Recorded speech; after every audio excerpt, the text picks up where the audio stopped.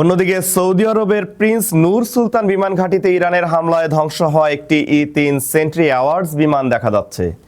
ইরানের হামলায় সৌদি আরবে একটি বিমান ঘাঁটিতে মার্কিন বিমান বাহিনীর ই-3 সেন্ট্রি বিমান ধ্বংস হয়েছে।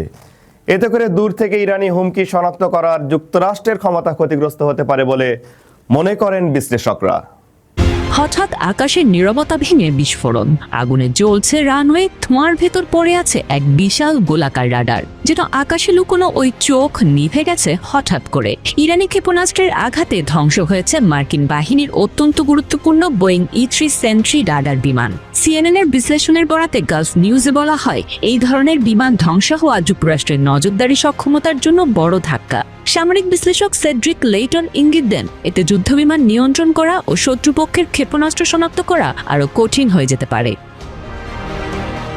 সৌদি আরবের প্রিন্স সুলতান বিমান ঘাঁটিতে এই হামলার ঘটনা ঘটে। হামলার পর সামাজিক যোগাযোগ মাধ্যমে ছড়িয়ে পড়ে ধ্বংস হওয়া বিমানের ছবি। পরে স্যাটেলাইট ছবির সঙ্গে মিলিয়ে নিশ্চিত করা হয় ঘটনাটি সত্যিই ঘটেছে। এতে অন্তত 10 জন মার্কিন সেনা আহত হলেও নিহত হয়নি কেউই। এই রাডার বিমানগুলো অনেকটা আকাশ চোখের মতো। একটি বিমানই 1,20,000 বর্গমাইল এলাকা পর্যন্ত নজরদারি চালাতে পারে। ফলে যুক্তরাষ্ট্রের কাছে এমন একটি বিমান ধ্বংস হওয়া যেন যুদ্ধের ময়দানে ইরানের বড় সাফল্য।